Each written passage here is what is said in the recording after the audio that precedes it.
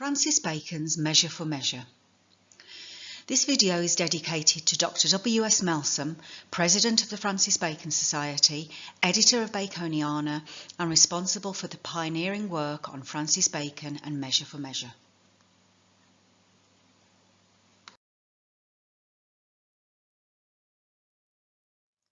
While Francis Bacon was residing in France at the English Embassy in Paris under the charge of Sir Amias Paulet, Ambassador to France, working on behalf of the English Secret Service, on the 17th of March 1579 he had a dream or vision that his father's house at Gorhambury was plastered all over with black mortar.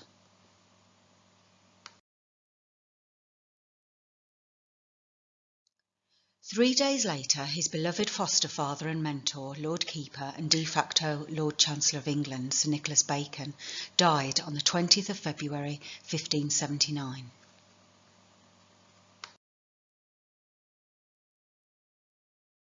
When news of his death eventually reached Francis in Paris, he left for England on the 20th of March 1579, carrying a number of secret dispatches for Queen Elizabeth and her chief ministers and members of the Privy Council.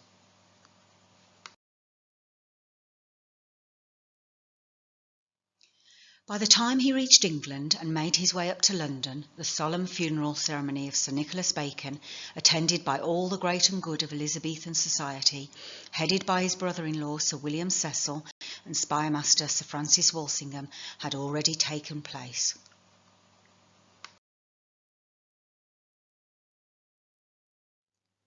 With his brother-in-law, the Principal Secretary of State, Sir William Cecil Lord Burleigh, Lord Keeper Sir Nicholas Bacon was the grand architect of the Elizabethan Protestant Reformation, the consequences of which still reverberate around the world to the present day.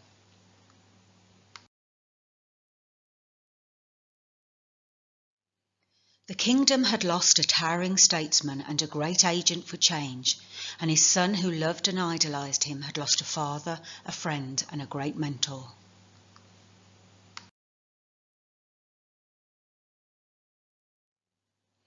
His father, Sir Nicholas Bacon, had been Lord Keeper under Elizabeth for nearly 20 years. It is not too much to say that from the first, the elder Bacon's precept and example, and after his death, his memory were absolutely decisive in making his son Francis the Bacon that we know.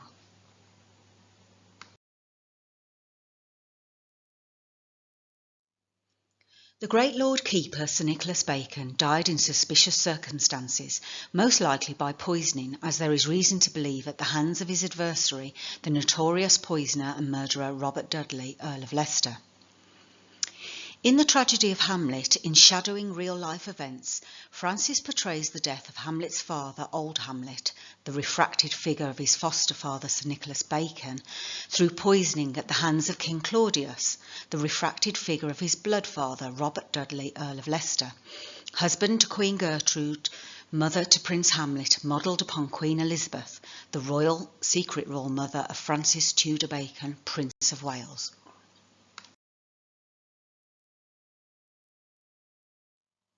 The tragedy of Hamlet shares many similarities with Measure for Measure in terms of their style, themes and content. Both incorporate religious themes and imagery. In Measure for Measure, its central character, the Duke, disguises himself as a Franciscan friar, and Isabella is about to become a nun, with Hamlet issuing his edict for Ophelia to join a nunnery. The Duke's appointed deputy, Angelo's speech on prayers in Measure for Measure, is often compared to that of a similar speech of King Claudius in Hamlet.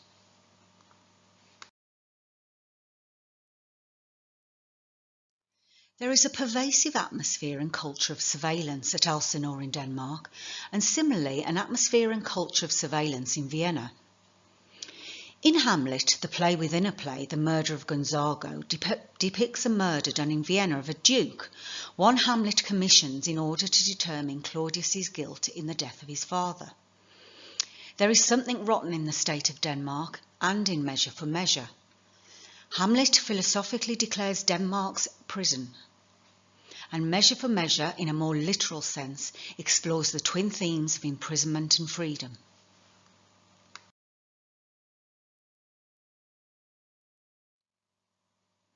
The play of Hamlet is full of law, and the central theme of Measure for Measure is law and justice on a local and national level, relating to its enactment, administration and enforcement.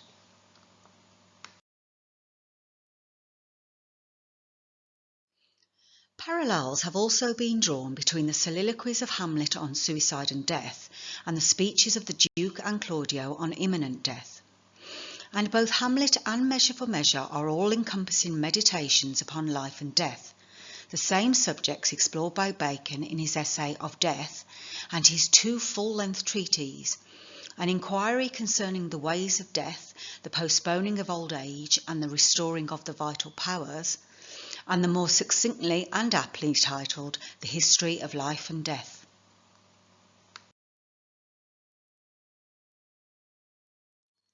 It is clear and self-evident Hamlet and Measure for Measure were written around the same time as each other, with nearly all Shakespeare scholars believing Measure for Measure was composed during the period of the publication of the first and second quarter of Hamlet. Yet the first version of Hamlet was written in the early 1580s, with the main sources for Measure written by a similar date, allowing for the possibility that the first version of the latter was also written in the early or by the mid-1580s.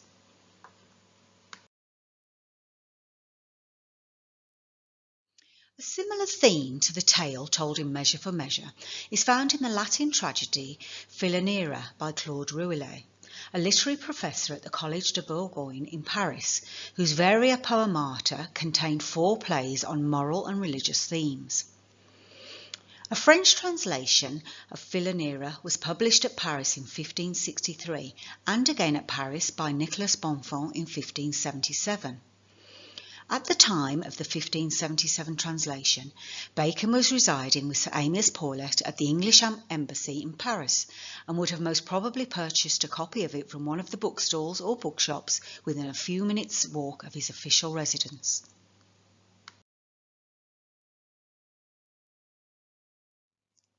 The primary source for Measure is the Hectomythi, first published in 1565 by the Italian poet and dramatist Giraldi Cinthio, and translated into French by Gabriel Chapuis in 1584.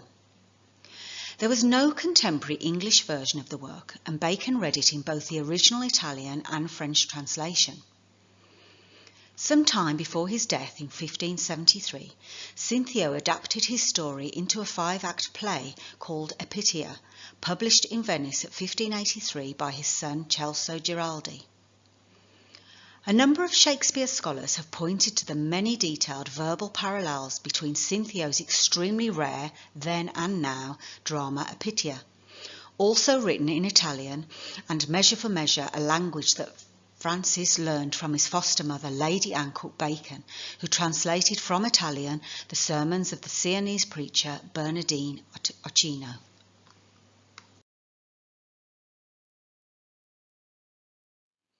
The Hecate Mythi was drawn upon by the poet and dramatist George Whetstone for his 2-part drama entitled The Right Excellent and Famous History of Promus and Cassandra, the most important source for Measure, about a virtuous lady who sacrifices her virginity to a hypocritical magistrate in order to save the life of her brother.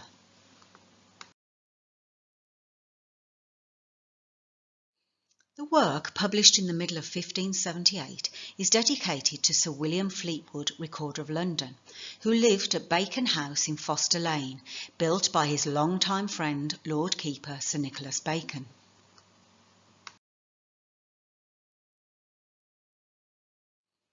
Modern Shakespeare editors of Measure for Measure, none of whom mention Lord Keeper Sir Nicholas Bacon, have in recent times devoted considerable attention to the remarkable similarities between The Right Excellent and Famous History of Promus and Cassandra and Measure for Measure, which they have set out in extensive and minute detail.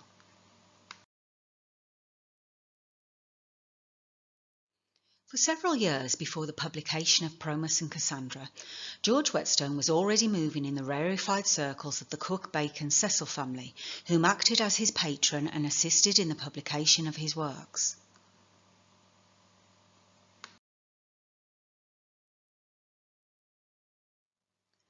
His first work, The Rock of Regard, is divided into 4 parts, with The Orchard of Repentance warmly dedicated to Sir William Cecil's eldest son, Sir Thomas Cecil.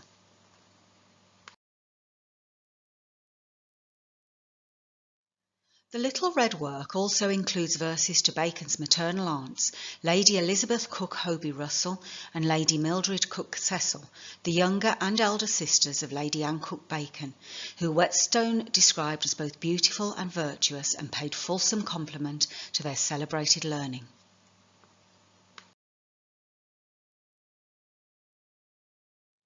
The year following the publication of Promus and Cassandra, the great Lord Keeper Sir Nicholas Bacon died in February 1579, and within weeks of his death Whetstone penned a long laudatory poem entitled A Remembrance of the Worthy and Well-Employed Life of the Right Honourable Sir Nicholas Bacon.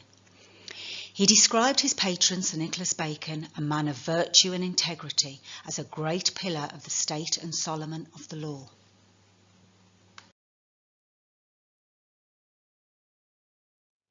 For several years after the death of his patron, Whetstone moved in the same private social and literary circles as the great scion of the family, Francis Bacon, with whom he secretly liaised on a number of literary projects, including writings printed in the name of George Gascoigne, one of Bacon's early literary masks. If he had lived long enough, Whetstone would have been gratified to see how Bacon, whom he knew was a concealed poet and dramatist, made much use of Promus and Cassandra.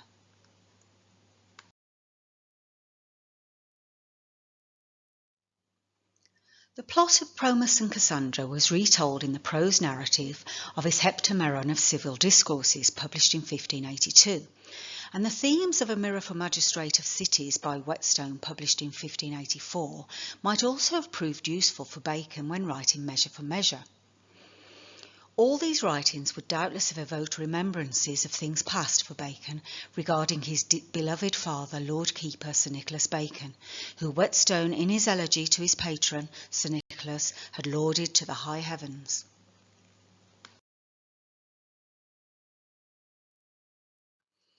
In the recent groundbreaking chapter, The Assize Circuitry of Measure for Measure, in her work Legal Reform in English Renaissance Literature, Professor Strain frames and commences it with the policy words set out by Lord Keeper Sir Nicholas Bacon in his parliamentary speeches.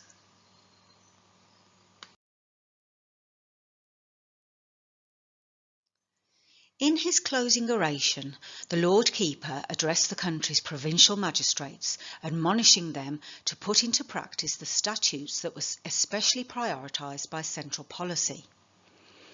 He warned of the dangers of bad justices who failed to enforce the law, and especially of negligent and corrupt office holders who posed the most insidious threat to order by inviting the contempt of all authority.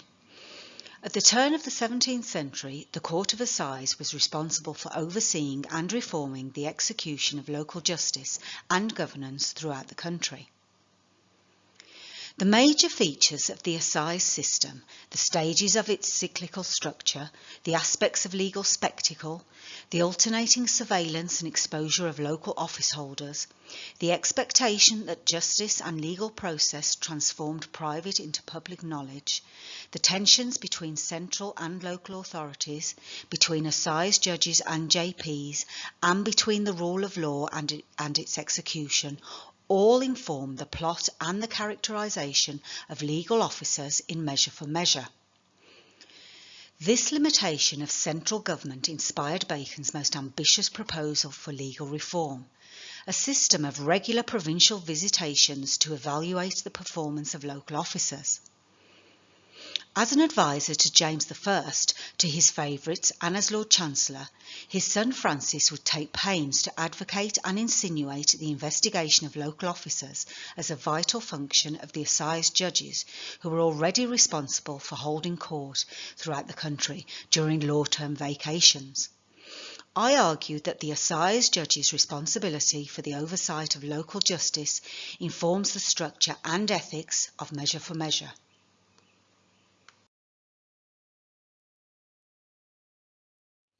In a letter of advice to the King's favourite, the Duke of Buckingham, Francis Bacon explained to him in a section touching the laws, wherein I mean the common laws of England, that if rightly administered, serves as a balance between the prince and the people, and would be of great benefit to the kingdom.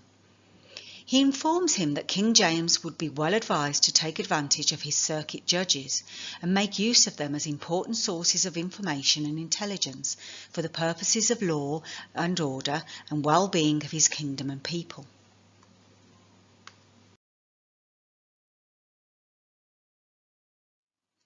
Indeed, little should be done in legal consultations without them, and very much may be done by their prudent advices, especially in their circuits, if right use were made of them. Believe me, sir, much assistance would be had from them, besides the delivering of the gaols and trying of causes between party and party, if the king by himself, which were the best, or by his chancellor, did give them the charge according to occurrences at their going forth, and receive a particular accompt from them at their return home. They would then, to the best intelligences of the true state of the kingdom, and the surest means to prevent or remove all growing mischiefs within the body of the realm.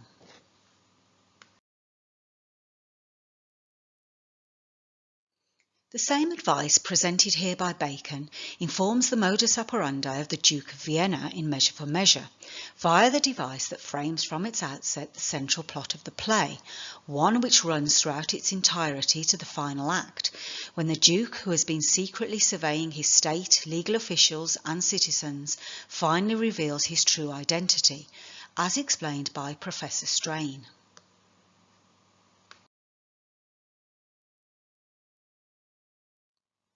The same coupling of local surveillance and legal spectacle that was orchestrated by the assize judge is easily observed in Shakespeare's Measure for Measure, in which Duke Vincentio secretly surveys the operations of the Viennese justice system and then exposes its corrupt elements in trial.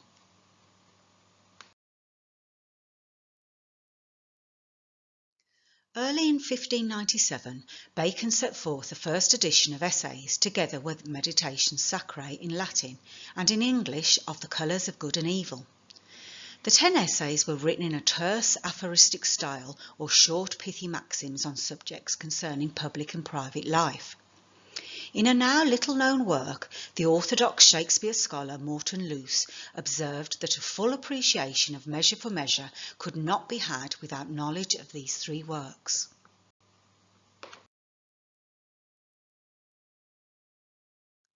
It may encourage the student if I direct him to Bacon's Colours of Good and Evil and his Meditations Sacrae and the earliest essays, which I think Shakespeare must have been studying about this time. And in dealing with this philosophy of morals as we find it in Measure for Measure, I must again refer to Bacon. But there is more in it. Among the antitheta in the play, none so elaborate as the antitheta of life and death, and for their full exposition this treason of Claudio was essential. I have already called attention to Bacon and his philosophies and his methods. Herein they find their best illustration. And as Bacon's essays on death are in praise not of death but of fortitude, so Shakespeare's in this play would teach us that life is best. Of the Duke as a reflection of Shakespeare and an earlier Prospero, I have spoken elsewhere, and in this personal interest of the dramatist is the best explanation of the somewhat unusual proportion of the drama that is assigned to this character.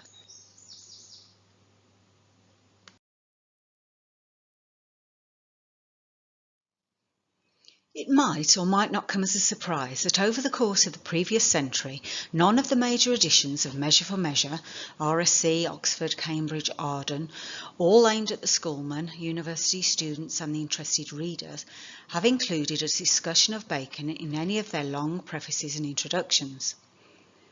The principal reason Bacon is ignored and suppressed, or only occasionally glanced at in the major editions of the Shakespeare plays, is due to the so-called authorship question, and in the case of the legal play Measure for Measure, it is all the more conspicuous considering Bacon, with Coke, was one of the most important lawyers and legal writers of the Elizabethan and Jacobean period. A drama we are about to see that is infused throughout with his legal, political, philosophical and scientific inquiries into nature and literary DNA.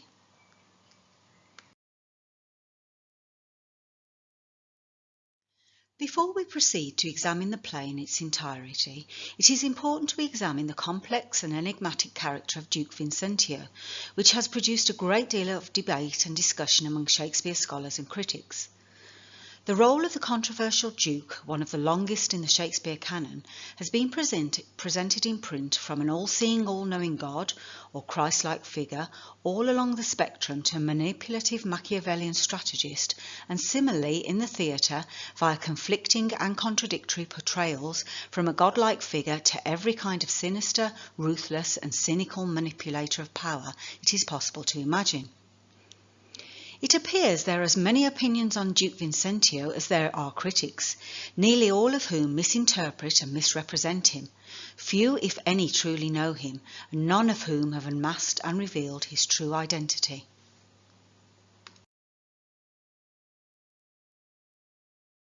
In his essay, Vincentio's Selves in Measure for Measure, Professor Hunt points out that Duke Vincentio, probably the most complex figure in Shakespearean comedy, possesses a public and private self which are often at odds with each other. According to Hunt, the enigmatic and dissimulating Duke has three selves that can be termed as Machiavellian, holy and sexual.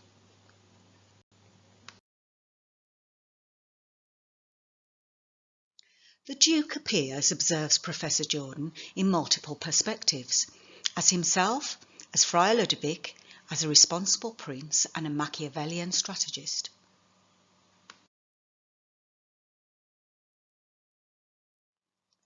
In actual historical terms, the character of Duke Vincentio has by a significant number of Shakespeare commentators been compared with King James, a mistaken suggestion now rejected and dismissed.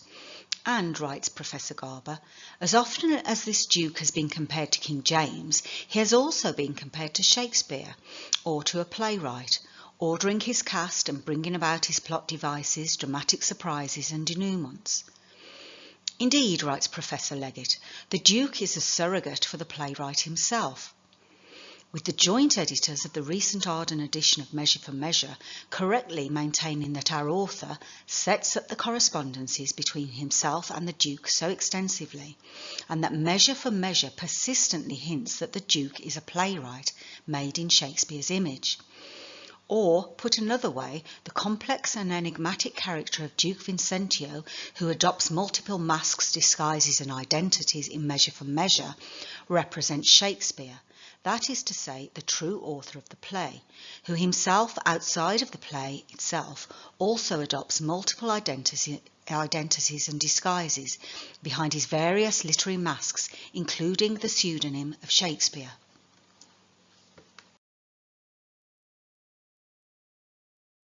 So, asks Professor Jordan, what kind of a man is the Duke?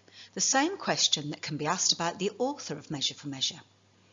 He may be regarded, insist Professor Jonathan Bate and Eric Rasmussen, joint editors of the recent RSC edition of the complete works, as a godlike figure, benignly controlling the world of the play from behind the scenes. He might also be regarded as the equivalent godlike figure who behind the scenes secretly penned Measure for Measure, and as another masked, disguised representation of himself, the character of Duke Vincentio.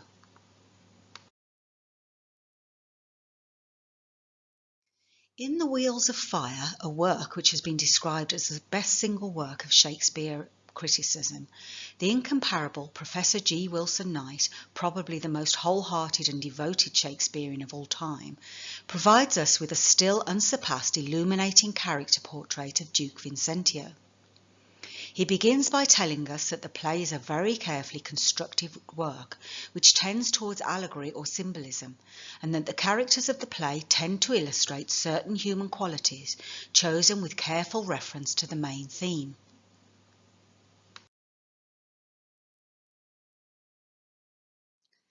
The atmosphere, purpose and meaning of the play are throughout ethical. The Duke, lord of this play, in the exact sense that Prospero is lord of the Tempest, is the prophet of an enlightened ethic. He controls the action from start to finish. He allots, as it were, praise and blame. He is lit at moments with divine suggestion comparable with his almost divine power of foreknowledge and control and wisdom. There is an enigmatic otherworldly mystery suffusing his figure. His government has been inefficient, not through an inherent weakness or of laxity in him, but rather because meditation and self-analysis, together with profound study of human nature, have shown him that all passions and sins of other men have reflected images in his own soul. To such a philosopher, government and justice may begin to appear a mockery and become abhorrent. The Duke's sense of human responsibility is delightful throughout. He is like a kindly father, and all the rest are his children. Thus he now performs the experiment of handing the reins of government to a man of aesthetic purity. The scheme is a plot or trap, a scientific experiment to see if extreme aesthetic righteousness can stand the test of power. As the play progresses and his plot on Angelo works, he assumes an ever-increasing mysterious dignity. His original purpose seems to become more and more profound in human insight. The action marches with measured pace to its appointed and logical end. He holds, within the dramatic universe, the dignity and power of a Prospero, to whom he is strangely similar. With both, their plot and plan is the plot and plan of the play. They make and forge the play, and thus are automatically to be equated in a unique sense with the poet himself, since both are symbols of the poet's controlling, purposeful, combined movement of the chessmen of the drama.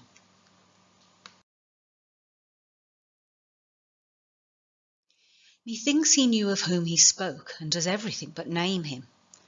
The Duke was a lawyer, a philosopher, and a scientist who seeks mastery over nature, a prophet of an enlightened ethic, concerned with what is good for individuals, society, and the rest of the human race.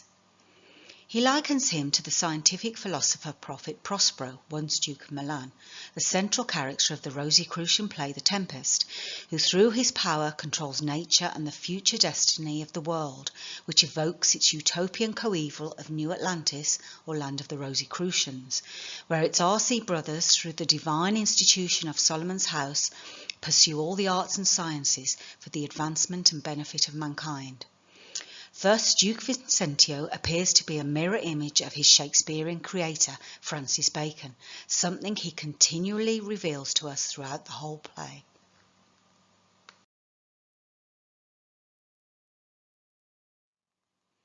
As all serious Shakespeare scholars are perfectly aware, names are important, and the names of characters in the plays are almost invariably carefully chosen and selected. The name Vincentio means conqueror, the victorious one, which in this case could be taken to mean the one destined to rule or be victorious over nature. In his long essay, Professor Hunt asks, why does the Duke want to assume a friar's disguise when any number of secular disguises could serve his purpose? In this instance, the selection of the Duke's disguise as a friar was done deliberately and for a very specific reason.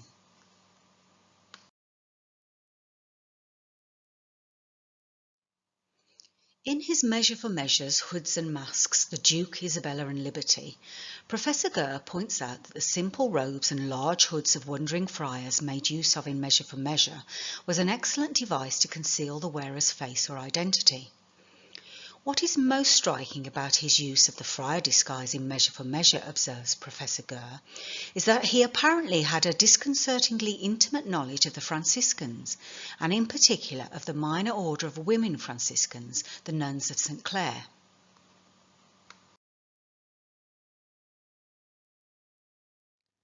The eponymous Order of St. Clare was founded at Assisi, Italy in 1212, when the 18-year-old Clare received her habit from the hands of Francis of Assisi. She eventually established the Second Order of St. Francis at San Damiano. Before the end of the 13th century, the Order of St. Clare was founded in England, in an area near the tower still known as the Minories. In England, they followed the regime of her later follower Isabella of Este, sister of Louis IX, King of France, and founder of the monastery of the Humility of the Blessed Virgin Mary at Longchamp, near Paris, author of the so-called Isabella Rule, which governed the women Franciscans. The order thrived for more than 2 centuries, up until the dissolution of monasteries, when the nunnery of the Clares or minoresses was surrendered to Henry VIII in 1539.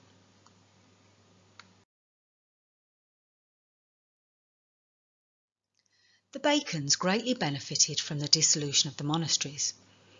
Following the dissolution, throughout the 1540s, Sir Nicholas Bacon began building a landed estate, purchasing land and properties, many of them formerly belonging to the monasteries, in his native Suffolk, where he built his first family seat at Redgrave, as well as in Norfolk, Essex and London. In the case of the latter, this included property close to the Abbey of the Order of Sinclair, located in Aldergate Without, on the eastern boundary of the city. The Nuns' Chapel became a parish church, and later in the 16th century the church was a Puritan stronghold where John Field and Thomas Wilcox preached, both of whom were supported and patronised by Sir Nicholas and Lady Anne Bacon, who secretly provided funds for some of their clandestine publications.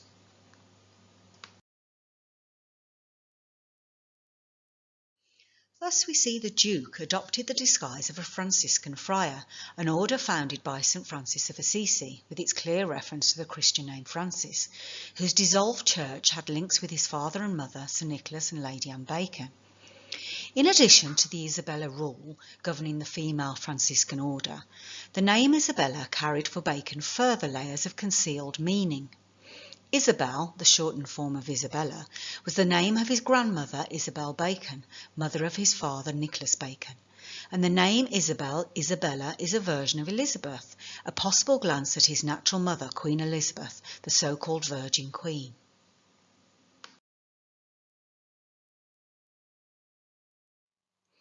In the play, Isabella arrives on stage in Act 1, Scene 4, under the stage direction, "Enter Isabella and Francisca, a nun." Isabella is about to become a novice of the Order of St. Clair. However, the only qualified nun in the play is named Francisca, the feminine version of Francis, the umpteenth disguise allusion to Bacon himself.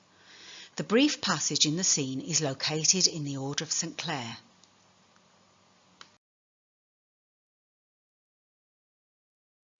"And have you nuns no farther privileges? Are not these large enough? Yes, truly, I speak not as desiring more, but rather wishing a more strict restraint upon the sisterhood, the votaries of St. Clair. Ho! Peace be in this place. Who's that which calls? It is a man's voice. Gentle Isabella, turn you the key, and know his business of him. You may, I may not, you are yet unsworn. When you have vowed, you must not speak with men, but in the presence of the prioress. Then, if you speak, you must not show your face, or if you show your face, you must not speak."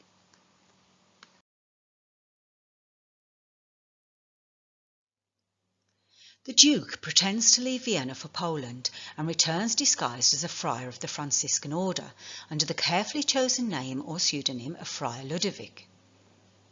From Ludovic, the Latin name Ludovicus, which means victorious, evolved into the Old French as Louis and into English as Louis, derives the English name of Louis. In Freemasonry, a Louis denotes a Freemason brought into the Brotherhood by his father, and is also a Freemasonic symbol of strength. It lent its name to the Louis Masonic, the oldest Masonic publisher in the world, which produces the ritual books of the United Grand Lodge of England and other Freemasonic publications. Thus, from behind his various disguises and pseudonyms, Bacon, Duke Vincentio in Measure for Measure, is a secret member of the Rosicrucian-Freemasonic Brotherhood, working in the real world and through the allegory of the play for the advancement and benefit of all humankind. Let us now turn to the opening of the play.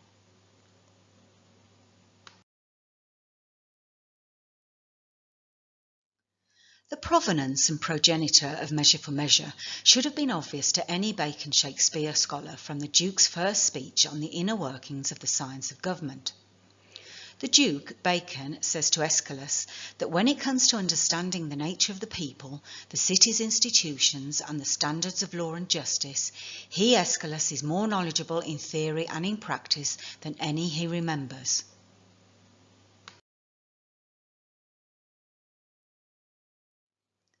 Of government the properties to unfold would seem in me to affect speech and discourse, since I am put to know that your own science exceeds in that the lists of all advice my strength can give you. Then no more remains but this, to your sufficiency as your worth is able, and let them work. The nature of our people, our city's institutions, and the terms for common justice, you're as pregnant in as art and practice hath enriched any that we remember. There is our commission, from which we would not have you warp.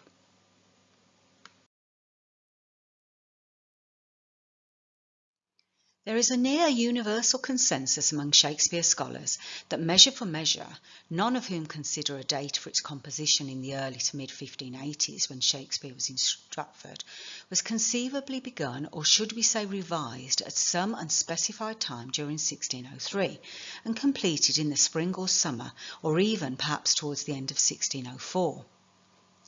This proved a fruitful period of writing for Bacon.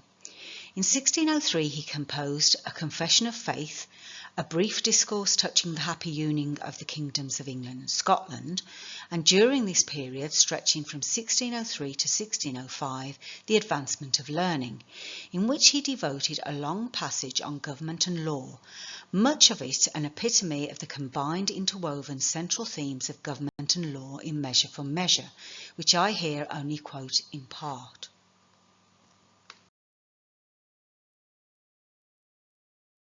Concerning government, it is a part of knowledge secret and retired, in both these respects in which things are deemed secret. For some things are secret because they are hard to know, and some because they are not fit to utter.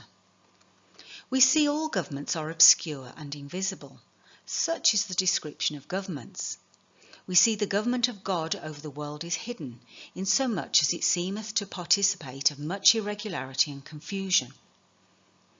Notwithstanding, for the more public part of government, which is laws, I think good to note only one deficiency, which is, that all those which have written of laws have written either as philosophers or as lawyers, and none as statesmen.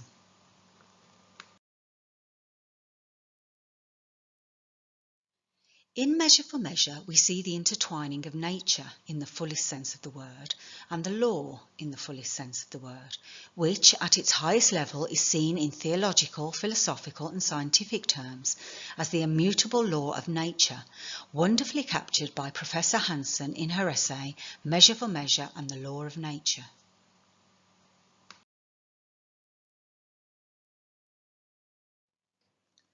The purpose of this essay is to suggest that in posing this question, Measure for Measure, with its ambiguous entwining of law and nature, engages not only with questions of civil law, such as the relationship between law and equity, absolutism and common law, and civil and religious authority, but also with contemporary discourse regarding the idea of a law of nature, that is, of compelled regularity within the order of physical creation. By the end of the 17th century, an invocation of a law of nature was a marker for explicitly scientific discourse, as when Newton begins his mathematical principles of natural philosophy by distinguishing the moderns from the ancients on the grounds that the former have undertaken to explain the phenomena of nature by mathematical laws.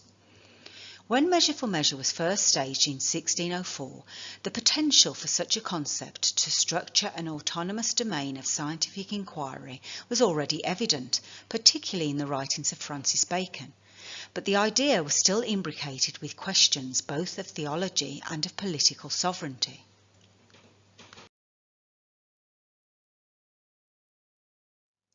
For Bacon, writes Professor Hansen, the law of nature is inseparable from that of the legislating God, and the year before Measure for Measure was first performed, Bacon wrote A Confession of Faith, first printed in 1641, in which he affirms his belief that God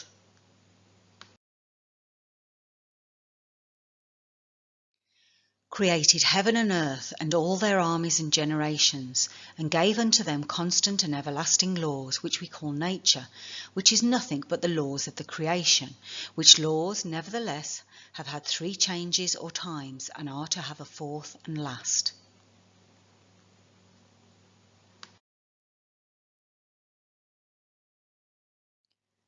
As we have seen around the time Bacon revised Measure for Measure and Confessions of Faith, he also penned a political philosophical treatise, a brief discourse touching the happy union of the kingdoms of England and Scotland, which he dedicated in private to His Majesty. In the treatise, Bacon makes explicit the affinity between the laws of nature and the rules of government and policy.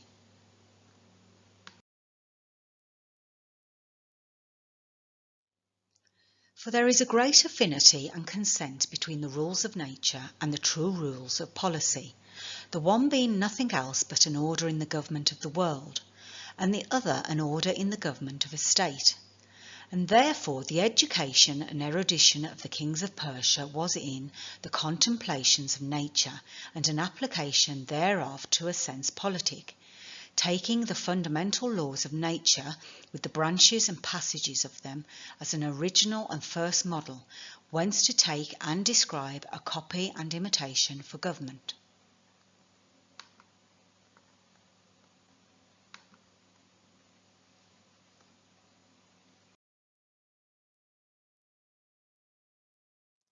Like King James and the Persian kings, says Professor Hanson, Duke Vincentio is a student of the properties of government, as he announces in the first lines of a play whose action will unfold what it means to acquire and wield knowledge.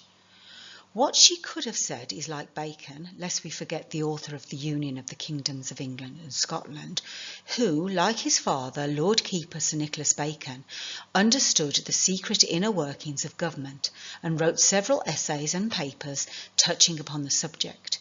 His dramatic character incarnate, the Duke, was a master of the properties of government, the public part of which, as Bacon informs us, is laws.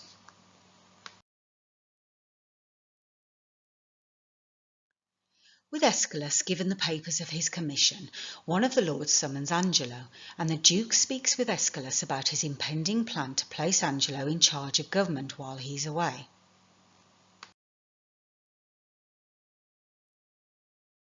What figure of us think you he will bear? For you must know we have with special soul elected him our absence to supply, lent him our terror, dressed with our love, and given his deputation all the organs of our own power. What think you of it?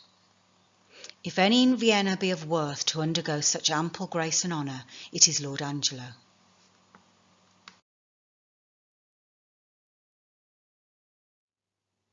Concerning this passage, Riviere and Saint-Inguettier, in their article entitled If, What If? Hypothesis as a leitmotif in Measure for Measure, headed by the quotation, if a man will begin in certainties, he shall end in doubts. But if he will be content to begin with doubts, he shall end in certainties, make the following observation.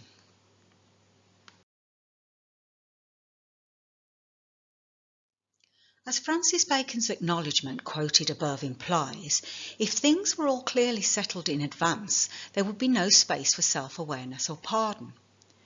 This is particularly revealing in Shakespeare's Measure for Measure, contemporary to this quotation, where, from the beginning, nothing is obvious and considered at face value. The Duke's question to Aeschylus, while he is about to appoint Angelo as the deputy of Vienna in his absence, "What think you of it?" sets the tone, showing that despite decisions made, doubts remain.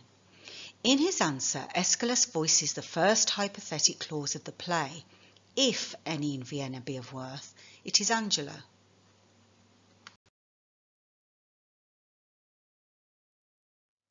The Duke informs Angelo that he is to appoint him head of government in charge of all of its laws and the welfare of the people while he is away.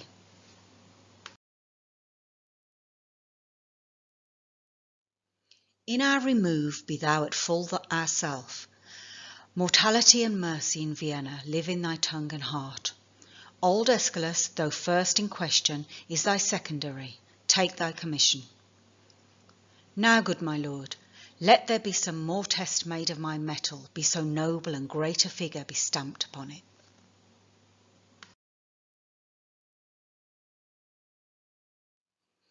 In his article, Vincentio's Selves in Measure for Measure, Professor Hunt explains that the Duke intends to perform a scientific experiment to test Angelo's metal to the fullest, a Baconian scientific test to see whether his much vaunted integrity and moral fortitude is capable of dealing in an upright and honest manner as the newly appointed head of the Vienna government. Closely bound up with Vincentio's Machiavellian use of Angelo to protect himself from censure for his lax enforcement of Viennese law, is his testing of him to see whether power will corrupt this puritanical man. Its deeply enigmatic purpose makes this latter behaviour appear Machiavellian. There is a kind of character, handwriting, or engraved pattern in thy life, Vincentio tells Angelo, that to the observer doth thy history fully unfold. But if Vincentio believed that Angelo's life had fully unfolded him to an observer, he would not need to assay it, subject his metal to a trial, to experimentation. In 1605, Sir Francis Bacon published his revolutionary The Advancement of Learning, which prepared the way for the widespread recovery of the modern scientific method, where an experiment determined the probability of a hypothesis through conducting a number of tests on the makeup of a subject.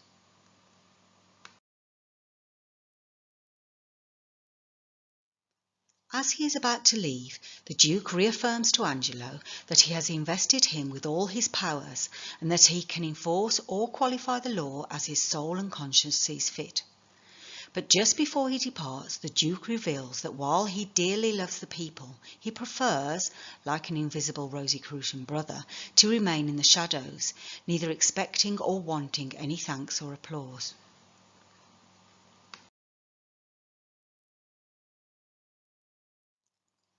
I love the people, but do not like to stage me to their eyes.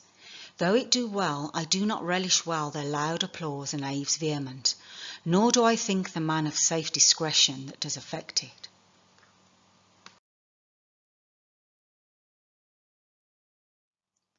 In her truly revealing essay, The Assize Circuitry of Measure for Measure, Professor Strain argues that the assize judge's responsibility for the oversight of local justice informs the structure and ethics of the play, and the first scene, when the Duke departs Vienna, bears the mark of the circuit judge's dissolution and withdrawal after their sessions has ended.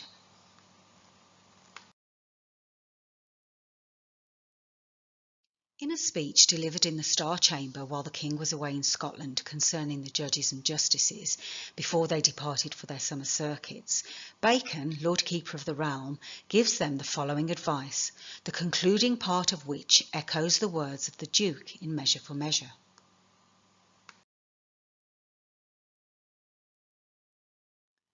You that are the judges of circuits are, as it were, the planets of the kingdom, and no doubt you have a great stroke in the frame of this government, as the other have in the great frame of the world.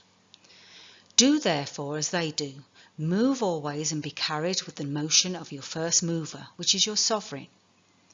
A popular judge is a deformed thing, and plaudits are fitter for players than for magistrates. Do good to the people, love them and give them justice, but let it be, as the psalm saith, looking for nothing, neither praise nor profit.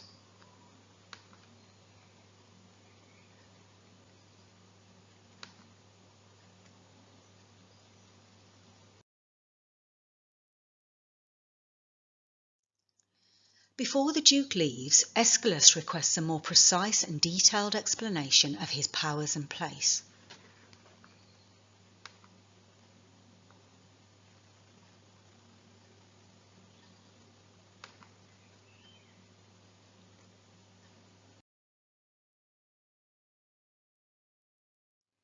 In his essay Of Great Place, Bacon writes, "For good thoughts are little better than good dreams, except they be put in act, and that cannot be without power and place."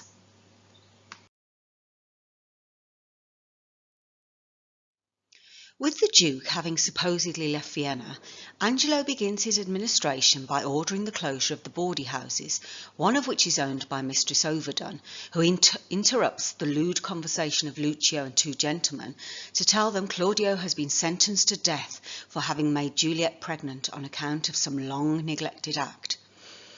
As Mistress Overdone approaches, Lucio quips that he had purchased many diseases under her roof, a cost of in the region of $3,000 a year. And after fending off their jibes, she tells them she had seen Claudio arrested and carried away, and which is more, within 3 days his head to be chopped off. If we remove from the number 3,000 the 3 nulls, the noughts, and place it the number 3 days, it yields 33, Bacon in simple cipher. And nor is this the only Baconian cryptographic signature, enciphered in 2 other related passages.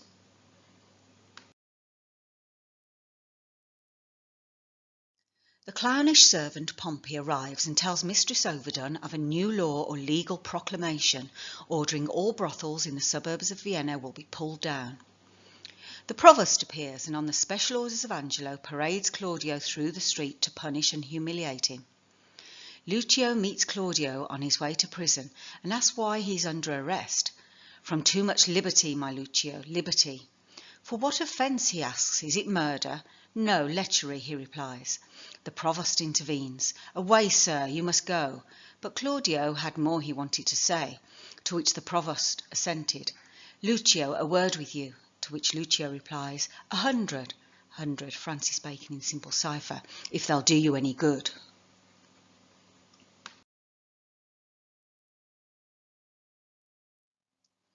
Claudio explains that upon a true contract he had slept with Juliet in the belief they would be soon married, which had been temporarily delayed due to some complications over her dowry. Now, as a result of Angelo's decision to revive an ancient law that the Duke never enforced, making sexual immorality a capital offence, he had been sentenced to death.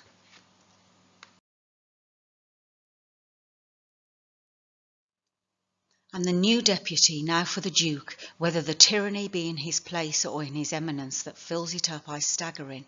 But this new governor awakes me all the enrolled penalties which have, like unscoured armour, hung by the wall so long that 19 zodiacs have gone round, and none of them been worn, and for a name now puts the drowsy and neglected act freshly on me.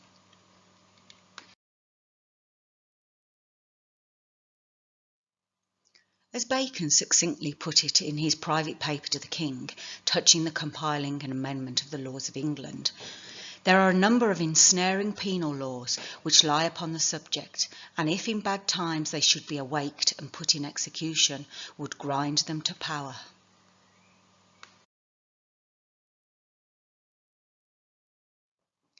The ensnaring statute is, Professor Strain correctly states, essential to the plot. Most obviously, the conflict of measure for measure grows out of the Duke's decision to awake an antiquated penal law that punishes fornicators with death.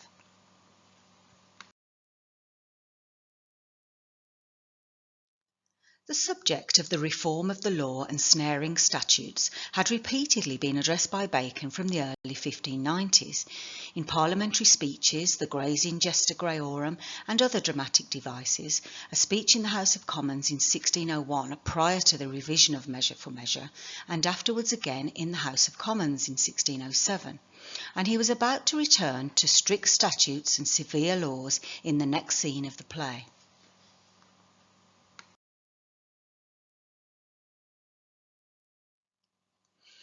In the meantime, the Duke, who had not left Vienna but secretly retired to a nearby Franciscan monastery, reveals to Friar Thomas the reasons for his actions.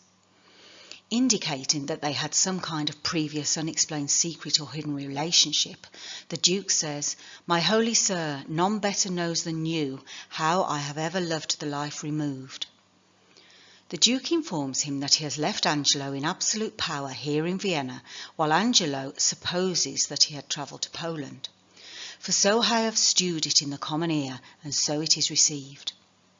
The law has fallen into disrepute, and it is necessary to rebalance law and order in Vienna, and he is to return in secret to oversee the process.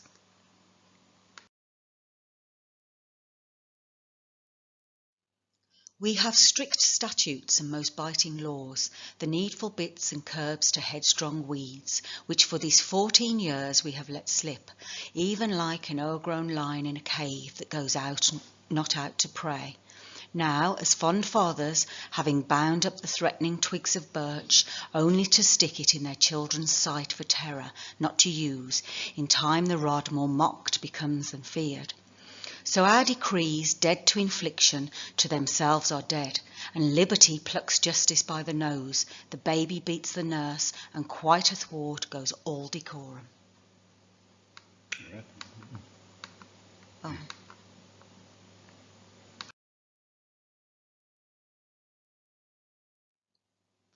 The observant reader will have noticed that in the previous scene, Claudio says that the strict statutes had not been enforced for 19 years, but in the above passage, the Duke says the strict statutes and laws have been left to slip for the last 14 years.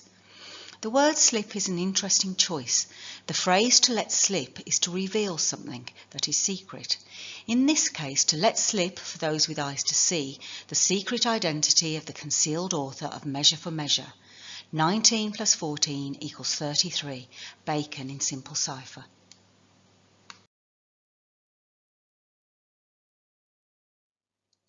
The passage is brilliantly explained by Professor Strain.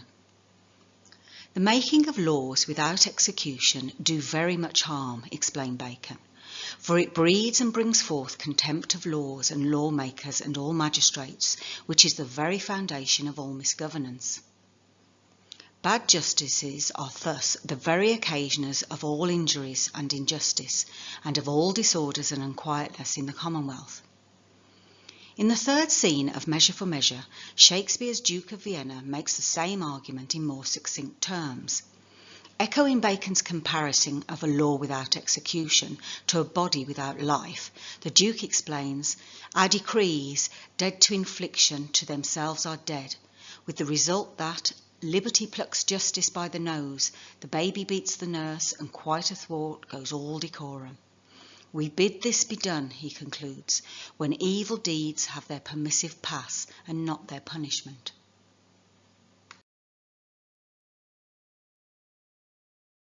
In an essay entitled Measure for Measure and the Discourse of Husbandry, Professor Bertram observes that our poet forges subtle connections between biological, political, and economic forms of reproduction in the play, engaging the rise of state husbandry, which he likens to Bacon's Utopia, New Atlantis, or Land of the Rosicrucians.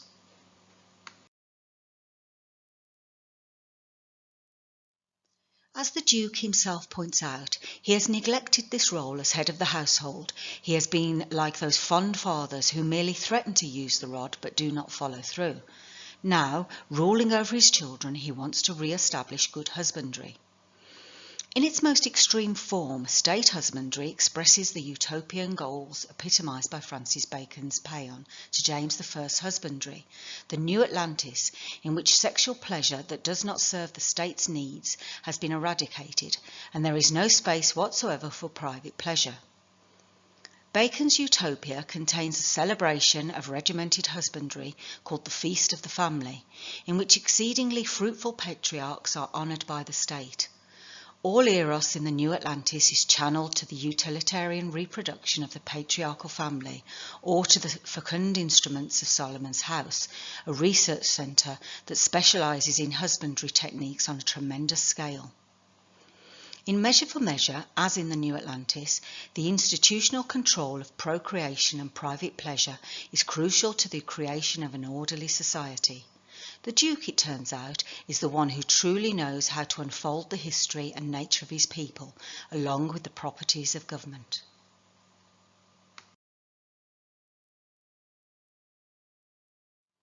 The Franciscan friar says to the Duke that while it rested in his power to unleash the pent-up justice when you pleased, it would have seemed more dreadful in you than it would from Lord Angelo, with the Duke accepting responsibility for giving the people too much of a free rein. Regarding the Duke's plan to deputise Angelo to execute and enforce law and justice as explained to the friar above, contrary to the too much licence and liberty given under his rule, speaking of this passage, Professor Jordan writes,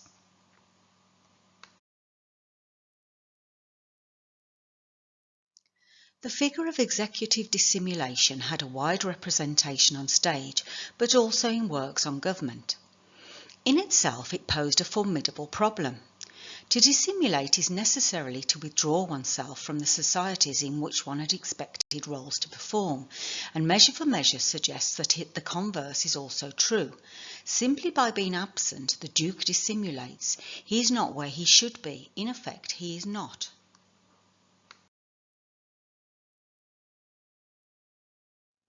Like the Duke in Measure for Measure, his creator Bacon was adept at secrecy and, where necessary, dissimulation, which he had first learned at the feet of his father, Sir Nicholas Bacon, statesman and the holder of the highest legal office in the realm, and that of his mother, Lady Anne Bacon, a clandestine financial backer and supporter of Puritan clergymen, and, like her husband, a keeper of high royal and state secrets.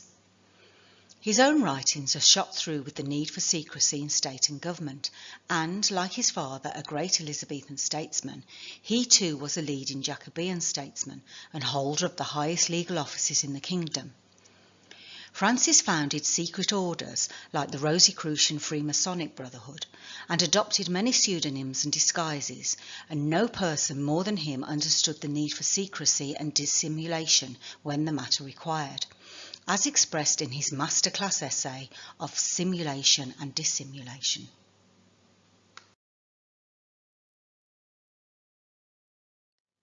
There be 3 degrees of this hiding and veiling of a man's self. The first, closeness, reservation, and secrecy, when a man leaveth himself without observation or without hold to be taken what he is. The second, dissimulation, in the negative, when a man lets fall signs and arguments that he is not that he is. And the third, simulation, in the affirmative, when a man industriously and expressly feigns and pretends to be that he is not. For the first of these, secrecy, it is indeed the virtue of a confessor, and assuredly the secret man heareth many confessions. In few words, mysteries are due to secrecy. Therefore set it down that a habit of secrecy is both politic and moral.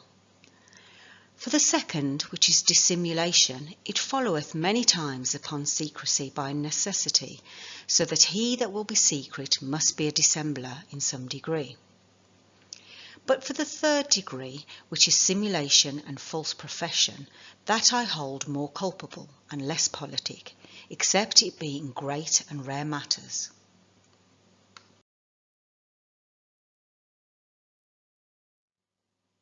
The theme of the law and its execution carries over into the second act, when Lord Angelo remarks that we must not let the law become like a scarecrow, which when not enforced, instead of scaring off criminals and predators, unafraid they perch on it.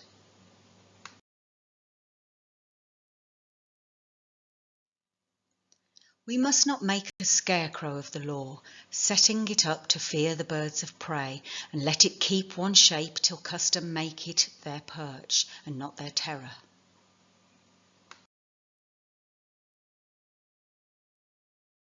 The striking use of the phrases and imagery invested in a scarecrow of the law was again drawn upon by Bacon in a speech given in the House of Commons in defence of the King's right to impose impositions upon merchandises. As subsequent laws repeal preceding ones, so new judgments avoid the former. The records reverend things but like scarecrows.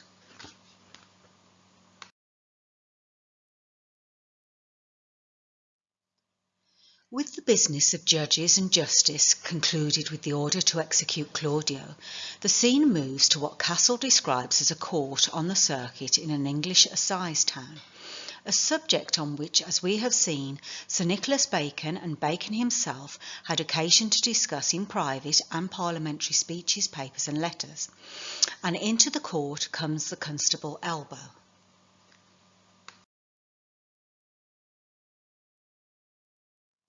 The whole scene is dominated by the constable with his malapropisms and confused habits of speech, which continually gives rise to verbal misunderstandings, to the frustrations of all those around him.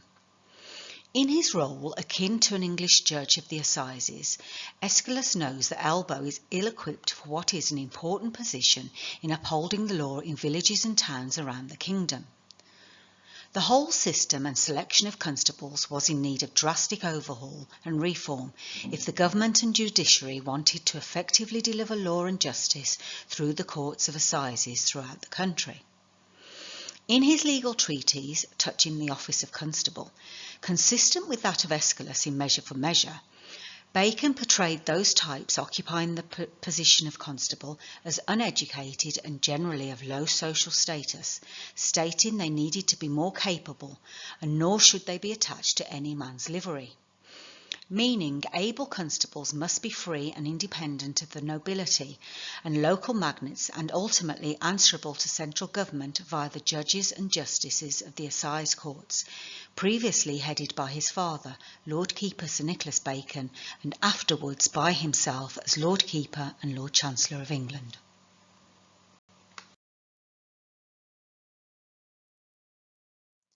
While the provost waits on Angelo to speak with him concerning the harsh sentence passed on Claudio, he reflects that all sects and ages have indulged in fornication, yet in a complete abuse of power and of the law, Claudio is condemned to death for it.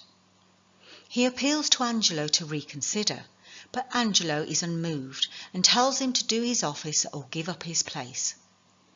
Accompanied by Lucio, the virtuous sister of the condemned man, Isabella arrives, who the provost informs Angelo is to be shortly of the sisterhood, if not already, namely the female Franciscan Order of Sinclair, to plead with him for mercy. The virtue of Isabella and her powerful eloquence awakes in Angelo a sexual attraction for her as she movingly pleads for her brother's life.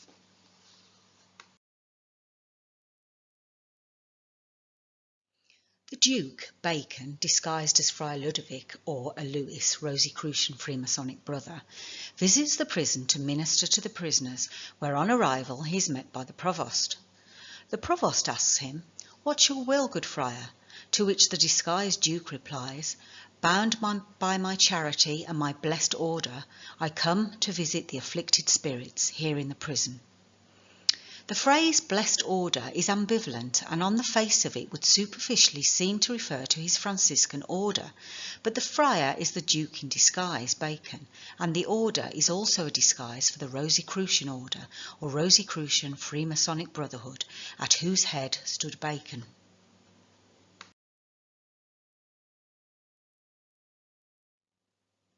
The provost introduces Friar Ludovic to Juliet, whom he informs the disguised Duke is with child, an act for which her lover is condemned to die. She tells him that her unlawful sex act was mutually consensual and freely confesses her repentance. The disguised Duke tells her he is going to see Claudio, who he has heard is to die tomorrow, to offer him some comfort.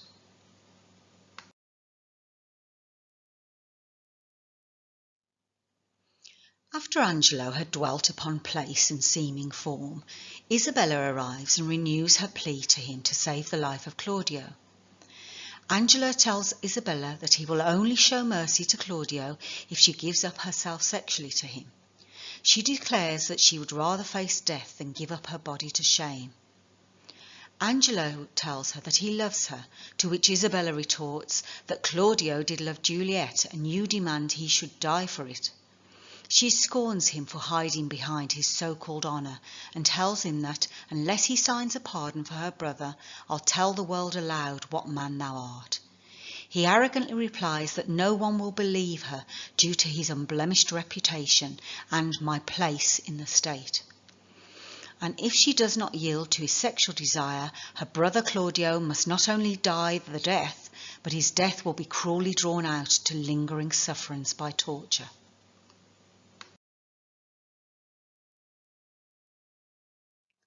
The Duke, still disguised as Friar Ludovic, visits Claudio in prison and asks him if he hopes for a pardon from Lord Angelo, to which Claudio replies, hope is all that he has left.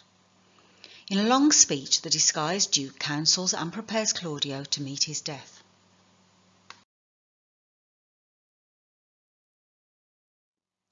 Be absolute for death, either death or life shall thereby be the sweeter.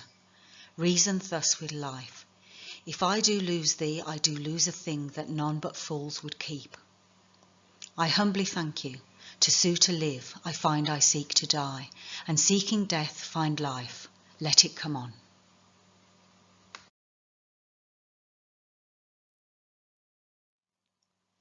Isabella arrives and asks to speak to Claudio, and the Duke urges the Provost to bring me to hear them where I may be concealed, and the two of them conceal themselves to overhear the conversation between Isabella and Claudio. Isabella tells him that he must die, and Claudio asks if there is no remedy. He assures her that he is not afraid of death, and that she explains to him that Angelo will only grant his freedom in exchange for her virginity.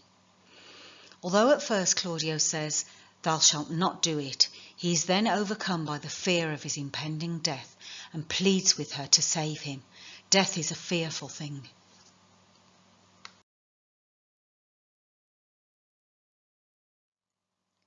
The weariest and most loathed worldly life that age, ache, penury and imprisonment can lay on nature is a paradise to what we fear of death.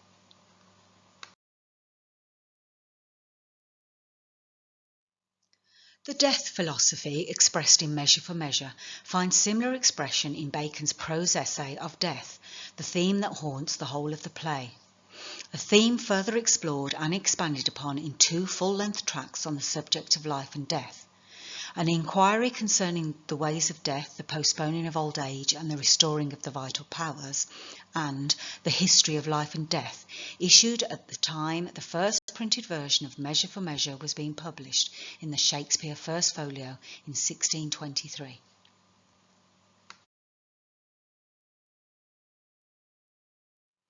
The Duke, disguised as Friar Ludovic, informs Isabella that he knows of Angelo's unlawful proposition and puts to her his three-part plan to save her virtue, redeem her brother from the angry law, and help a poor wronged lady. He tells Isabella about Mariana, who was betrothed to Angelo, but between the time of the contract and limit of the solemnity, her brother Frederick died in a shipwreck, and with him her fortune and marriage dowry, as well as her husband-to-be, this well-seeming Angelo, who then abandoned her under the pretence of discovering she had been unfaithful. The Duke tells Isabella that despite all of this, Mariana is still in love with Angelo, and behind the pseudonym of Friar Ludovic, he sets out his secret plan. He instructs Isabella, under the cloak of plausible obedience, to agree to Angelo's demands on the condition that their clandestine meeting takes place in shadow and silence, so that Mariana can surreptitiously take her place in his bed.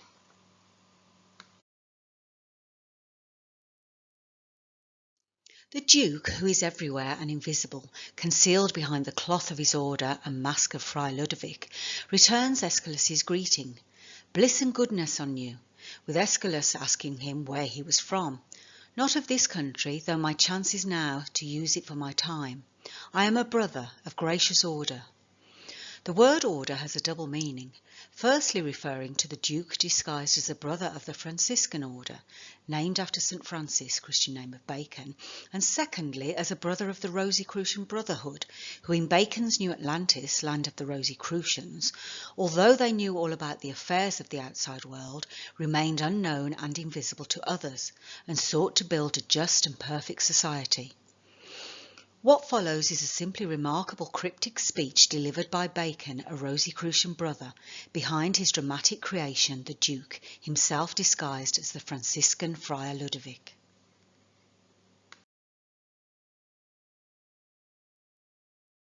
What news abroad in the world?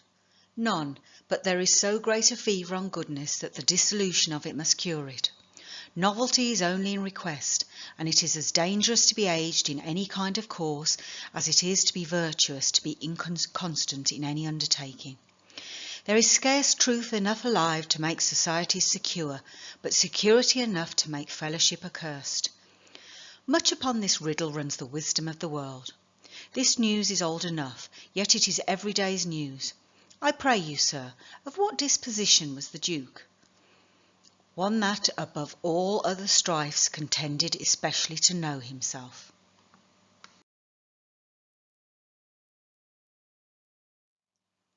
The remarkable speech, pregnant with layers of secrecy and hidden meanings, with its deliberate, incisive, cryptic sentences, has, observed the great Shakespearean Professor Knight, a profound quality and purpose which reaches the very heart of the play, and because of its critical importance, he felt bound to provide an expanded paraphrase of it to illuminate its concealed meaning.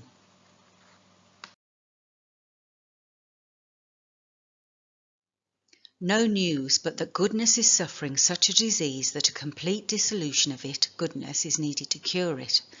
That is, our whole system of conventional ethics should be destroyed and rebuilt. A change, novelty, never gets beyond request, that is never actually put in practice, and it is as dangerous to continue indefinitely a worn-out system or order of government as it is praiseworthy to be constant in any individual undertaking. There is scarcely enough knowledge of human nature current in the world to make societies safe, but ignorant self-confidence, i.e. matters of justice, enough to make human intercourse within society a miserable thing. This riddle holds the key to the wisdom of the world, probably both the false wisdom of the unenlightened and the true wisdom of great teachers. This news is old enough, and yet the need for its understanding sees daily proof. In other words, what Bacon is calling for is a universal reformation of the whole world, a treatise coupled with the first Rosicrucian manifesto, the Fama Fraternitatis, in their first acknowledged publication to the world.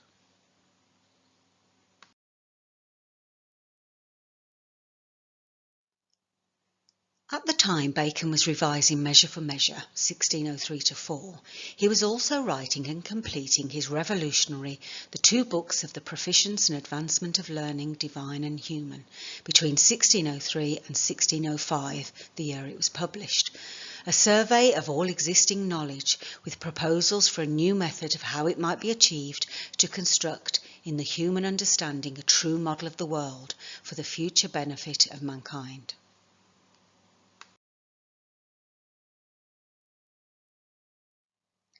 We see there be many orders and foundations, which though they be divided under several sovereignties and territories, yet they take themselves to have a kind of contract, fraternity, and correspondence one with the other, insomuch as they have provincials and generals.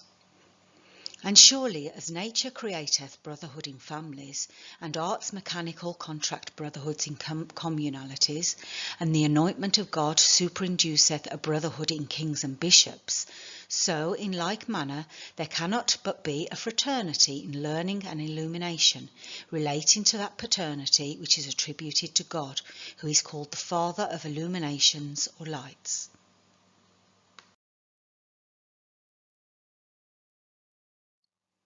This remarkable passage, referring to a brotherhood in learning and illumination, hints at or alludes to his Rosicrucian Brotherhood, that had not yet announced itself to the world, which was to come 9 years later, in a collection of writings that included the tract The Universal Reformation of the Whole World, along with its first manifesto, the Fama Fraternitatis.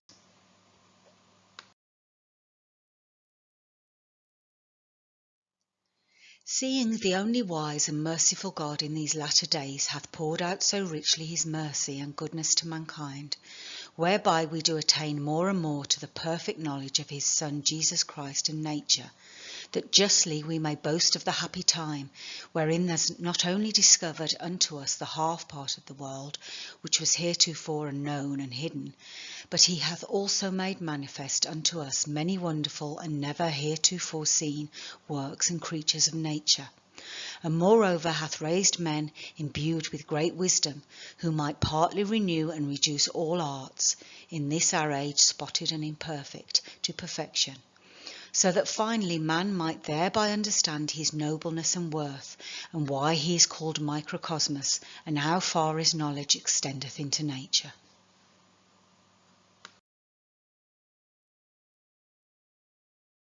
The Rosicrucian Duke, disguised as the Franciscan friar, visits Mariana at her home, and as Isabella arrives, he asks Mariana to leave them for a while.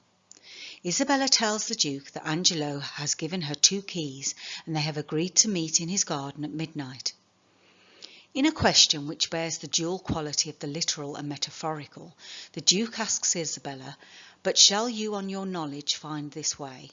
But she assures him that Angelo, to be on the safe side, had in a whispering voice shown her the way twice. The Duke calls Mariana and tells Isabella to explain the situation to her.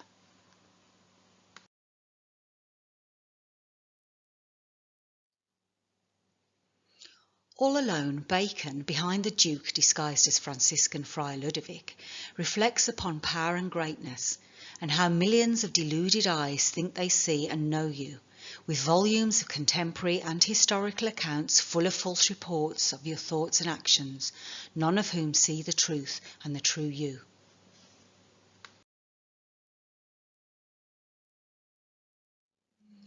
O place and greatness, millions of false eyes are stuck upon thee, volumes of report run with their false and most contrarious quest upon thy doings. Thousands escapes of wit make thee the father of their idle dream, and rack thee in their fancies.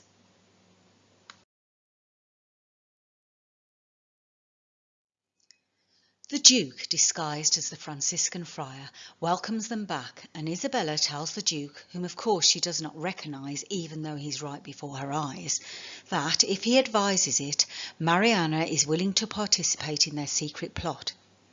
He states that Angelo is Mariana's husband on a pre-contract, and the justice of your title to him means it is not a sin to have sex with him.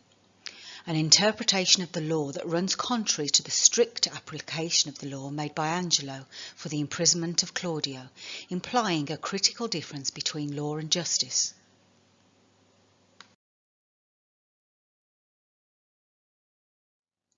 The provost shows Claudio the warrant for his execution, for thy death, earmarked for 8 tomorrow. The Duke, still in disguise, arrives and asks if anyone had come with a pardon for Claudio, knowing that Mariana, in place of Isabella, had slept with Angelo. Instead of a pardon, a messenger arrives with a note from Angelo, with clear instructions that Claudio be executed by 4 o'clock and his head sent to Angelo by 5. Aware that Angelo has not kept his word, the Duke suggests Barnardine's head is substituted for Claudio's, but Barnardine is too drunk to face his execution. The Duke, who prides himself on his special ability to read the minds of men, says to the provost, "There is written in your brow, provost, honesty and constancy. If I read it not truly, my ancient skills beguiles me," and tells him that Claudio is no more guilty under the law than Angelo, who has sentenced him.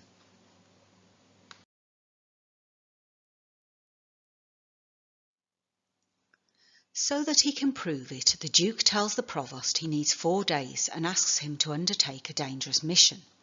The provost is unsure until the Duke, still in the habit of a Franciscan friar, shows him a letter in the hand of the Duke, with his seal upon it. The letter reveals the Duke is to return within 2 days, which is unknown to Angelo, who is himself about to receive an ambiguous letter, perchance of the Duke's death, perchance entering some kind of monastery, but by chance nothing of what is writ. The Duke says to the provost, "Put not yourself into amazement how these things be. All difficulties are but easy when they are known." These words, writes Professor Wilson Knight, are meant to recall the mystic assurance of Matthew 10:26.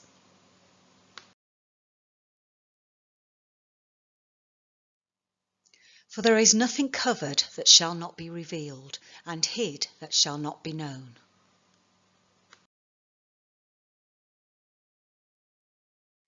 When the prisoner Barnardine is summoned to be executed, he refuses because he has been drinking all night and is not fit for it. The provost suggests they send the head of another prisoner, the notorious pirate Ragusine, who has died that morning of natural causes, and was of the same years and similar in appearance to Claudio. The Duke instructs the provost to immediately send his severed head to Angelo.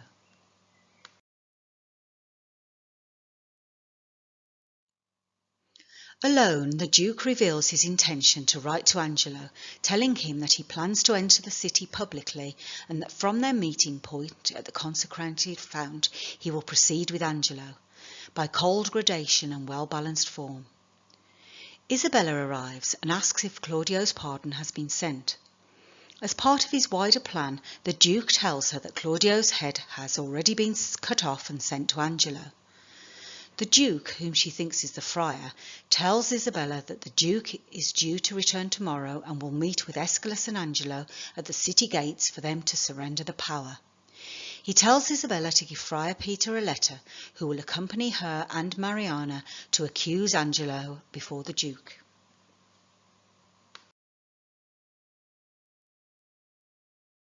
The significance of the following scene was interpreted by Professors Barnaby and Schnell in their chapter A Commune by Holding Place, the Scene of Knowledge in Measure for Measure, as part of a full-length work analysing the relations between drama, literature and politics with Bacon's new experimental philosophy and science.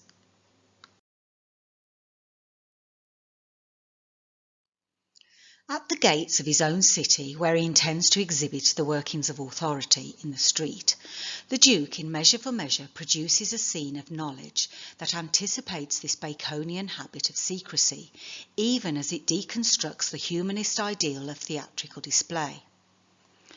Part of what the Duke manages to construct in the end is recognition among his subjects of the necessity of his authority. And just as critically, this necessity is made to appear to originate in something other than the logic of human affairs. He accomplishes this task in part by evoking that aura of divinity that, as Bacon asserts in Of Seditions and Troubles, must gird God's substitutes in reverence. Having shown that he knows how to strew rumours to achieve his ends, the Duke also demonstrates his capacity to satisfy the desire for certainty that his own equivocal actions have generated. The rumours, gossip and opinions he himself has encouraged are thus transformed in the final scene into a knowledge productive of authority. Paradoxically then, the city streets become the very site for policing those boundaries by which authority maintains its privileged distance from its subjects, or, in Baconian terms, the Duke's own provincia of knowledge establishes as one of its key administrative outposts just that public space that Bacon had warned needed to be subjected to proper governance by the ministers of a centralising royal intelligence.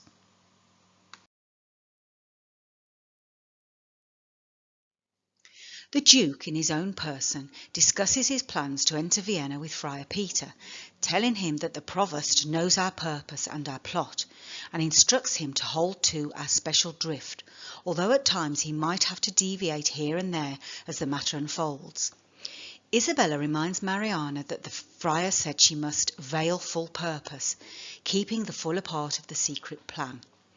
To continue the pretence, she has been advised the Duke may initially, in public, side against her, but in the end the concealed hidden truth will eventually be revealed to her full satisfaction. Friar Peter arrives to take them to meet the Duke, who is entering the city to a ceremonial fanfare and the triumphant sound of trumpets.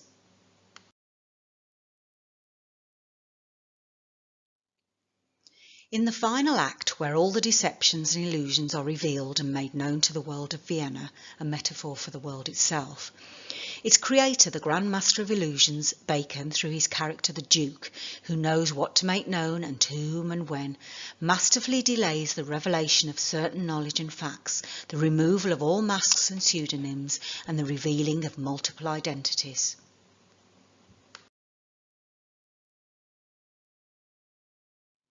The returning, all-seeing, all-knowing Duke is met by Angelo and Aeschylus at the city gates, and he thanks them for their service, giving no hint that all this time he had been carefully watching over them and their every move. With formal and polite exchanges completed, Friar Peter leads Isabella forward before the Duke. She kneels before him and loudly asks the Duke for justice, justice, justice, justice. He tells her to deliver her complaint to Angelo, whom she says to the Duke would be like asking her to look for redemption from the devil, and begs him, "Hear me, oh hear me, hear."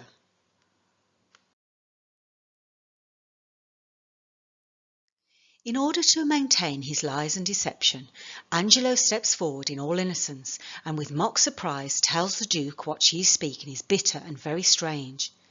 His pretense and deception prompts Isabella, in the recognisable words of her creator Bacon, to respond with an essay on illusions and the strangeness of truth, especially to the unknowing and those easily deceived by so-called authority figures.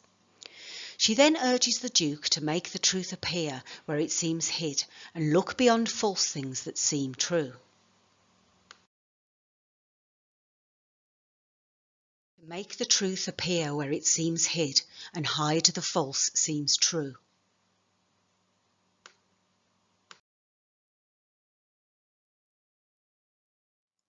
In their jointly written article entitled Authorised Versions, Measure for Measure and the Politics of Biblical Translation, Professors Andrew Barnaby and Joan Rye state,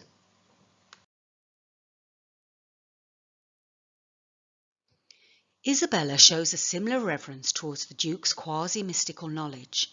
O gracious Duke, let your reason serve to make the truth appear where it seems hid, and hide the false seems true. As if echoing the Duke's words, Bacon would remark in The Advancement of Learning that men must know that in this theatre of man's life it is reserved only for God and angels to be lookers on.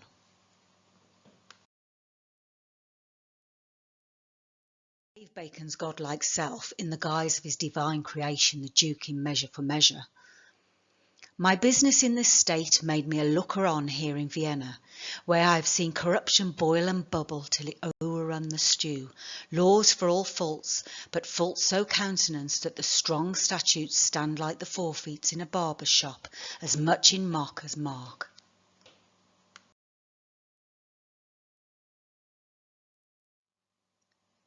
Continuing the pretence, Isabella informs the Duke that she is the sister of Claudio, condemned by Angelo for the act of fornication, and in probation for the Franciscan Order of Sinclair, and that when she went to visit Angelo to plead for his life, he told her he would only agree to it on the condition she gave up her chaste body. In keeping with the agreed script, Isabella tells the Duke that out of sisterly love for her brother, she sacrificed her virginity to Angelo, who broke his promise and issued a warrant for Claudio's execution.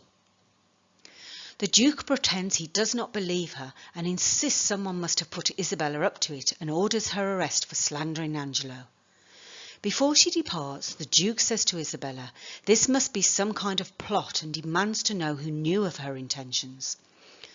Someone I wish were here, she tells him, Friar Ludovic, the assumed identity of the Duke, to which the Duke stealthily says out loud, who knows that Ludovic, and issues an order that his own pseudonymous mask be found.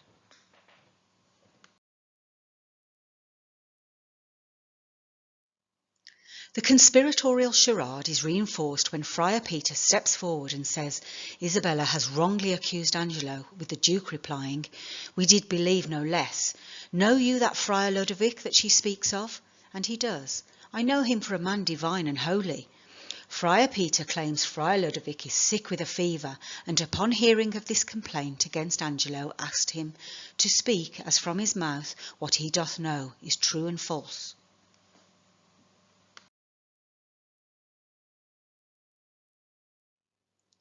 Friar Peter brings in Mariana, and she enters veiled with her face hidden. The Duke asks her to show her face, but she refuses until her husband bids her. The Duke asks if she is married, a maid, or a widow, but she cryptically denies all three. My lord, I do confess I ne'er was married, and I confess besides I am no maid. I have known my husband, yet my husband knows not that ever he knew me. The woman who accuses Angelo of fornication accuses my husband, who at that time was having sex with me. With Angelo confused, the Duke mischievously interjects, you say your husband? Why just, my lord, and that is Angelo, who thinks he knows that he ne'er knew my body, but knows he thinks that he knows Isabel's.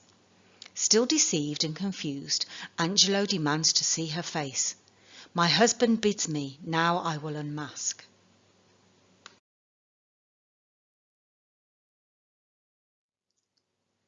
Angelo confesses he knows Mariana, but in the last 5 years he has not as much as even spoken to her, seen her, nor heard from her, and claims Mariana and Isabella are the mere instruments of some mysterious higher intelligence that has set them on.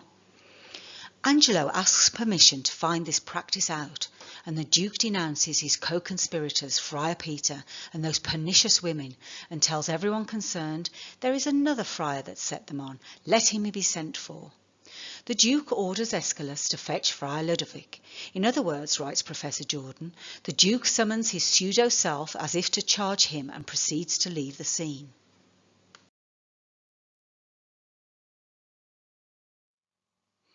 The Duke returns disguised as Friar Ludovic, and Aeschylus asks him, did he set these women on to slander Lord Angelo?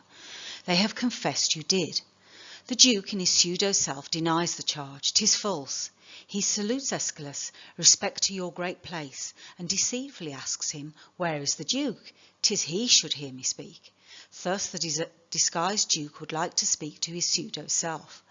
Aeschylus tells the Duke's pseudo-self, Friar Ludovic, that the Duke has given him the authority to oversee the trial and he will hear his testimony. The Duke, in the persona of his pseudo-self, says to Isabella and Mariana that the Duke is unjust in making them endure a trial before the person they have accused, prompting Aeschylus to angrily threaten to have the disguised Duke tortured on the rack for taxing the Duke with injustice.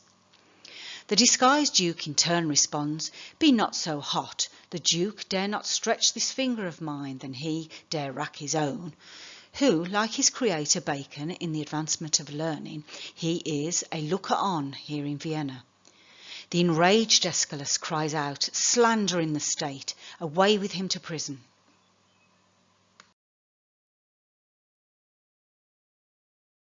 Lucio falsely states the Duke's pseudo-self, Friar Ludovic, slandered the Duke, but the disguised Duke protests that he loves the Duke. I protest I love the Duke as I love myself. Aeschylus again orders the disguised Duke, Friar Ludovic, be taken to prison, and as the provost tries to seize him, in the ensuing struggle, Lucio pulls the Duke's hood off, revealing his true identity. The Duke has Lucio arrested and takes Angelo's seat, symbolising his return to power. Realising the Duke has known all along about his crime, Angelo confesses, O my dread lord, I should be guiltier than my guiltiness, to think I can be undiscernible, when I perceive your grace like power divine hath looked upon my passes.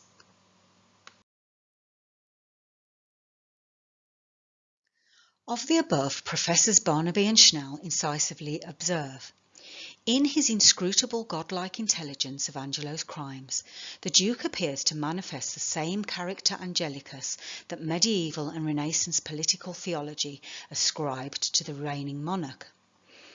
This view of power is shared by the narrator of Bacon's New Atlantis, who remarks that it is a condition and propriety of divine powers and beings to be hidden and unseen to others, and yet to have others open and in light to them.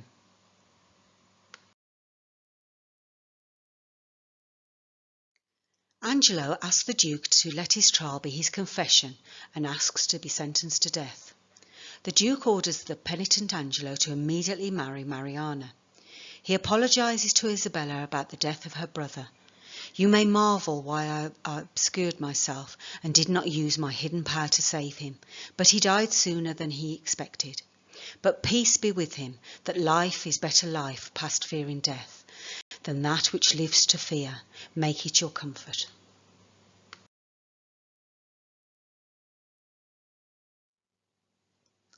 Following the wedding ceremony, the newly married Angelo returns, prompting the Duke to say to Isabella that she needs to pardon Angelo for Mariana's sake. But since he judged Claudio being criminal in double violation of sacred chastity and of promise breach, and for the death of her brother, the very mercy of the law cries out, and Angelo for Claudio, death for death, like quoth quit like, and measure still for measure.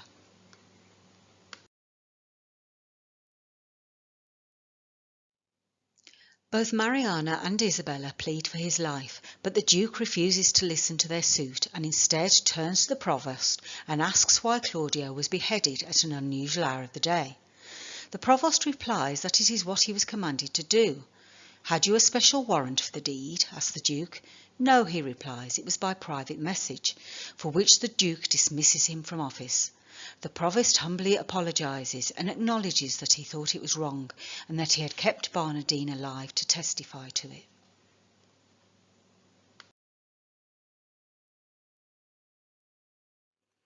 The prisoner Barnardine is brought in with Juliet and Claudio, whose face is hidden. For all his earthly faults, the Duke pardons Barnardine and advises him to take advantage of this mercy to improve his life in future. The provost reveals that the hidden man is Claudio, and he is also pardoned. The Duke proposes to Isabella and says if you will be mine, Claudio is his brother too. He also pardons Angelo, yet here's one in place I cannot pardon, meaning Lucio, who should be whipped first and hanged after, before ordering him to marry the woman he had made pregnant. Recalling that Lucio had on several occasions repeatedly slandered him, the Duke says, "Thy slanders I forgive, as well as all his other crimes." Still ungrateful, Lucio protests that marrying a whore is worse than being pressed to death and being whipped and hanged. In response to which the Duke tells him, slandering a prince deserves it.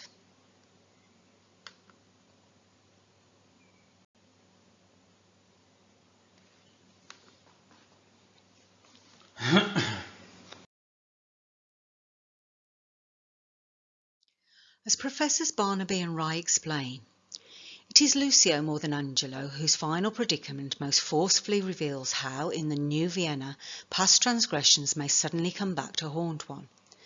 Condemned to be whipped and hanged after, all this to follow his enforced marriage to the prostitute who has borne his child, Lucio finds his protest about the severity of the punishment met by the Duke's simple assertion, slandering a prince deserves it. Although we have no way of knowing if Lucio's alleged slanders are actually false, the mere accusation of royal impropriety suddenly becomes a capital offence because it undermines the public reverence wherewith, as Bacon explains, princes are girt from God, from of seditions and troubles.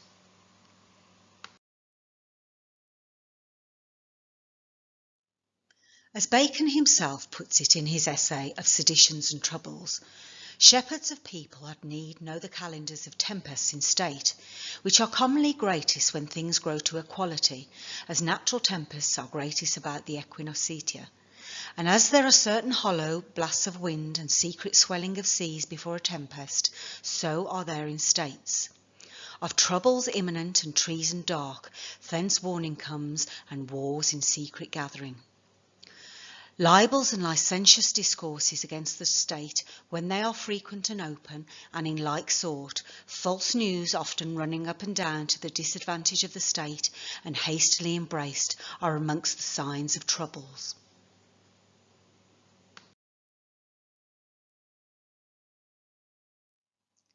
The intertwined themes of law and justice, sex and death, and the Rosicrucian-Freemasonry Brotherhood that are threaded all the way through Measure for Measure are mirrored and reflected in more than 20 of Bacon's acknowledged writings and works. The central character, the Duke, is a complex dramatic portrait of his creator, Francis Bacon, the supreme head of the Rosicrucian-Freemasonry Brotherhood, with the Duke in the play, watching over Vienna, just like Bacon, reflected in his Rosicrucian utopia, New Atlantis, watches over the world and the future of mankind. In the play, the Duke seeks to build a new, fair and just society, one based upon love, just as Bacon, with his Rosicrucian Brotherhood, set in motion a plan for a universal reformation of the whole world.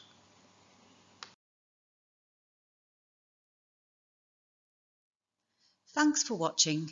For more details, please see the next slide.